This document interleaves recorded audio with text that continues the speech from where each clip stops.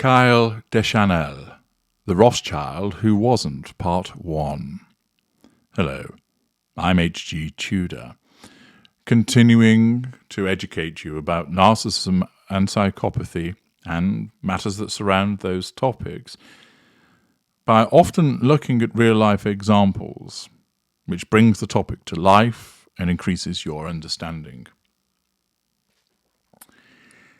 There's a three-bedroom townhouse at 514 Broome Street in Manhattan with an expansive, ivy-laden terrace.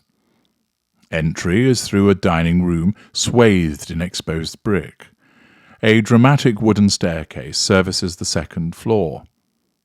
Venture to the basement, and you'll find a wine cellar big enough for 2,500 bottles.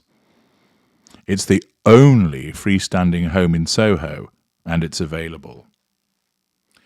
Its owners, the personal injury attorney Seth Harris and his wife Bonnie, put it on the market in 2017, 2 years after buying it. Alyssa Brody, their broker, once hosted a churros and cocoa day to lure in potential buyers.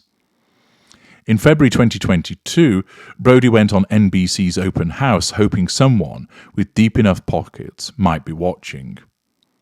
It's warm and cozy, with just the right touch of drama, Brody said, running her fingers over a wooden cabinet.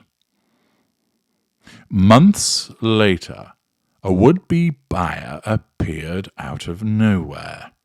And Soho Central casting, Kyle Deschanel, a nattily-suited, funny, and charmingly stubbled man with piercing blue eyes, expressed interest in the home as a rent-to-buy proposition. At the time, Deschanel told people he worked for a discreet family office that had space on Wall Street and in Washington, D.C., and was in the process of closing a deal to invest hundreds of millions of dollars into Byju's, a Bangalore-based education tech startup. During the early years of the coronavirus pandemic, when the global rich seemed somehow only to get richer, Oakshott Capital, where Deschanel said he was a managing director, had quickly burnished its reputation. According to an investment deck he circulated, Stampede, the film studio founded by former Warner Brothers studio head Greg Silverman, tapped Oakshott to help raise $120 million. When Axiomatic, the gaming firm backed by Hollywood executive Peter Guber and Washington Wizards owner Ted Leonsis, was looking to raise funds and possibly spin off its esports platform, Team Liquid, Deschanel told others that it brought on Oakshott as the investment manager.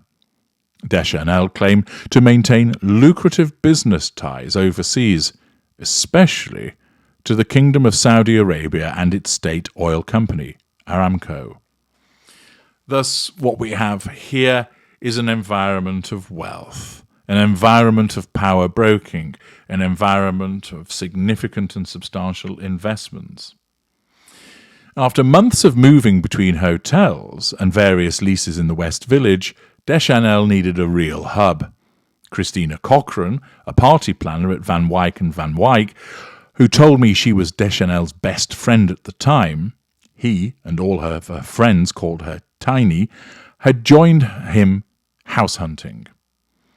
I left work to come look at 3 apartments with him, and there were 2 just generally big white lofts in Soho. And then there was this townhouse, Tiny said. I was obsessed with it. He was like, I love those antique houses. And I was like, this is it. Deschanel plunked down the cash for the $25,000 a month rental, telling Tiny there was a family trust. Thus, he's able to put down the cash straight away for this property, which is a substantial undertaking. He said he's in charge of it because he's the man of the family. Grandiosity, Tiny recalled. So he had to move around some money and then paid for it. Deschanel didn't otherwise talk about his trust, which would have been in character for a guy who grew up at 820 Fifth Avenue, as he told people he had. The address, a pre-war citadel of old money, still appeared on his driver's license. If you're that rich, friends and acquaintances gathered, you don't need to talk about money, or family, or homes. It's gauche. Occasionally, he'd break the wealth code, like when grief got to him. When billionaire socialite Lily Safra, who had lived in the building, died in June 2022, he texted Tiny. "She was my godmother. I was super close to her," he said.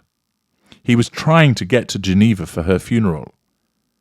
"She was the most fab ever. Killed all her husbands," Deschanel went on. "Just true goals." And sometimes he'd show his cards as reassurance. On the first date with a particular lady, he offered a woman, who we will call Donna, a trip to Assateague Island in Virginia to see the wild ponies. Excessive generosity, bribery, grandiosity, showmanship. "I was calling my mum, I was calling everyone, and I told him, 'I'm pretty sure this is how murder mysteries start, so I do not want to go on this trip with you,'" Donna said, perhaps picking up on a red flag there. He sent Donna a picture of his passport, which said that Kyle's real name was Paul Kyle de Rothschild Deschanel. When pressed, he would admit he was a Rothschild, from a clan that centuries ago created modern banking and carries forth a name synonymous with outrageous wealth. He was like, "I don't think you realize who my family is." And I was like, "What are you talking about?" said Donna, who went on to live with Deschanel for nearly a year. Clearly, that red flag wasn't heeded. "Don't worry," he told her, "money is not an issue ever with me." Boasting, reassurance, triangulation with money. Already we have an individual that at least presents as wealthy, in some part triangulating people with that wealth, using that wealth to impress them. Possibly, might he be doing that for the purposes of control? Or is it just simply that occasionally he shows off with regard to it? An individual that appears to have the credentials in terms of where he had lived, the property that he's looking at, and appears to have been somebody who has come from the Rothschild banking dynasty, that has a huge trust fund and is moving in particular circles. Is this all legitimate? Or is there something more sinister at work here?